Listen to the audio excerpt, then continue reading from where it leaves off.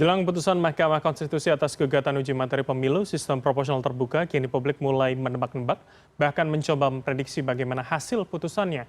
Meski mengklaim akan independen, MK melalui juru bicara meyakinkan publik bahwa seluruh hakim konstitusi terikat kode etik sehingga tak akan terpengaruh oleh opini maupun isu yang berkembang di luar. Benarkah akan demikian? Apakah klaim demikian ini bisa kita lihat dari sidang yang selama ini berjalan? Dan untuk menganalisanya, sudah bersama kami pengamat hukum tata negara Universitas Andalas, Ferry Amsari. Selamat malam, Mas Ferry, apa kabar? Mas Bram, alhamdulillah baik. Alhamdulillah baik. Kalau kita lihat begitu, tadi sebelum siaran kita sempat ngobrol sedikit, Anda mengatakan besok akan sedikit panas sepertinya.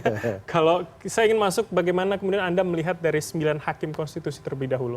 Apakah kita sudah bisa melihat kecenderungannya akan kemana begitu, Mas Ferry? Ya, ada dua cara setidak-tidaknya untuk melihat kecenderungan itu. Satu, asal dari hakim, proses seleksinya. 3 sudah dari presiden, yang partainya menginginkan proporsional tertutup. 3 dari DPR, yang mayoritasnya adalah partai yang menginginkan proporsional tertutup. 6-3 nih. Ada juga bisa kita lihat dari putusan-putusan terdahulu. Ada kecenderungan untuk beberapa kasus yang berkaitan dengan pemilu, komposisinya selalu 7-2. Oke.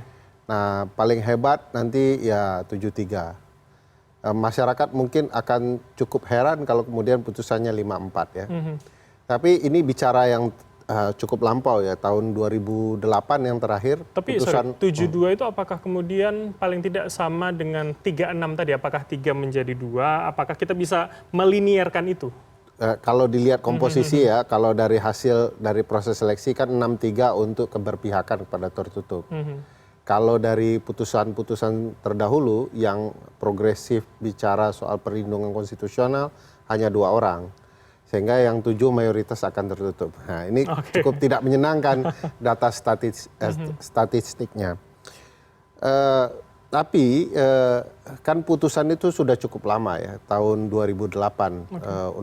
Putusan nomor 22/24 PUU 6 Romawi tahun 2008. Dan beberapa hakim kan tidak terlibat di putusan 2008 itu. Nah, harapan kita tentu saja seluruh hakim akan menjaga nilai dan prinsip konstitusional yang lebih cenderung kepada sistem pemilu terbuka. Misalnya contoh pasal 22E ayat 2 itu eksplisit mengatakan pemilu diselenggarakan untuk memilih anggota DPR, DPD, dan DPRD. Memilih itu anggota ya? Itu spesifik artinya yang akan dicoblos itu anggota, calon gitu ya. Bukan partai politik. Partai politik hanya dikatakan di ayat 3-nya sebagai peserta pemilu. Jadi untuk proses pencoblosan tetap kepada anggota. Jadi lebih konstitusional, terbuka. Jadi perdebatan soal peserta pemilu apakah partai atau orang itu akhirnya sudah selesai di konstitusional dan putusan Mahkamah Konstitusi. Makanya saya berpendapat kalau dasar putusan MK besok adalah konstitusi dan putusan MK yang lama, maka pasti MK akan mendukung sistem pemilu proporsional terbuka. Dan hanya kepentingan politik MK bisa mengubah sistem pemilu itu. Tapi kalau kita berkaca pada sidang-sidang yang kemarin, apakah misalkan dari pertanyaannya itu sudah bisa kita baca ke arah mana, dan apakah 3-6 tadi masih akan bisa linear? Tidak bisa pertanyaan hakim di sidang itu disimpulkan sebagai tendensius ke arah mana. Kadang memang hakim berupaya menggali ya. Jadi jangan tertipu. Nih kayaknya hakim ini kecenderungan nih. Walaupun kita dengar ada beberapa hakim yang terkesan tendensius ya untuk memastikan ya kalau memang terbuka adalah konstitusional, tapi kan ada isu bahwa partai ingin lebih modern, lebih maju, tidak ada politik uang. Kan bisa nih diselesaikan dengan mix system. Ini kan mau memaksakan bahwa apa yang menguntungkan partai tertentu dalam sistem kita. Tapi ada kemungkinan itu mix system? Bisa saja kalau kemudian hakim mencoba melarikan kepentingan politik dan hukum itu saling bergandengan. Padahal yang harus dilindungi itu apa yang dikehendaki konstitusi. Seberapa kemudian paling tidak kalau kita bicara persentase akan besar, apakah kemudian terbuka sesuai harapan kita bersama tentunya masih akan bisa kita harapkan, atau jangan terbuka dengan catatan tertentu misalkan? Saya tentu punya inginnya optimis ya bahwa hakim konstitusi kita masih bisa diharapkan. Apapun kemelut yang sedang terjadi secara politik, mudah-mudahan mereka tetap memegang kehendak konstitusi dan putusan mereka terdahulu. Tetapi kan harus bisa dibaca peta politik seperti apa yang mempengaruhi hakim.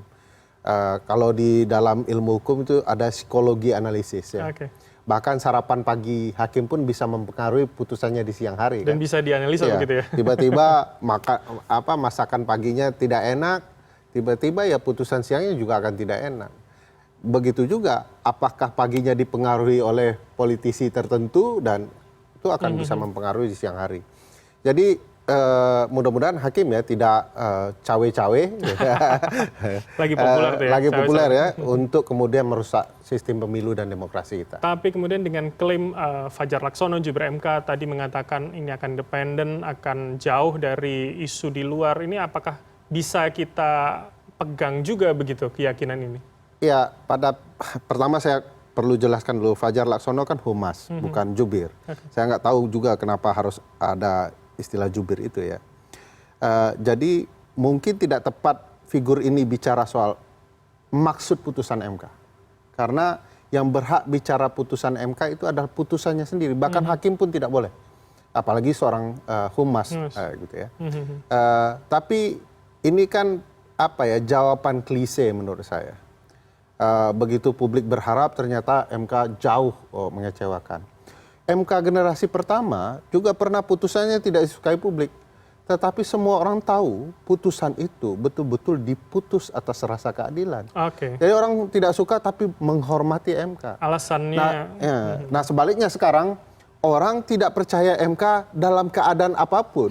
Karena putusan-putusannya tidak masuk akal. Oke. Nah, jangan-jangan besok pagi itu akan menambah kekecewaan publik terhadap MK. Pun itu kemudian akan berbeda dengan apa yang disebutkan Fajar Laksono gitu. Iya, itu bagi saya mencoba merias wajah MK yang dicatat oleh publik punya banyak masalah dengan putusan-putusan sebelumnya karena tidak jelas ya kenapa mereka memutuskan seperti itu, padahal di Undang-Undang Dasar sudah terang benderang.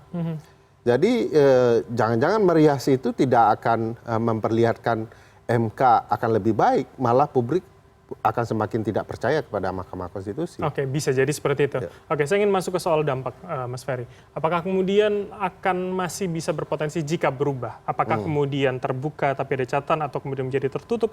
Ini tidak dilaksanakan pada 2024, tapi untuk pemilu berikutnya. Adakah kemungkinan itu?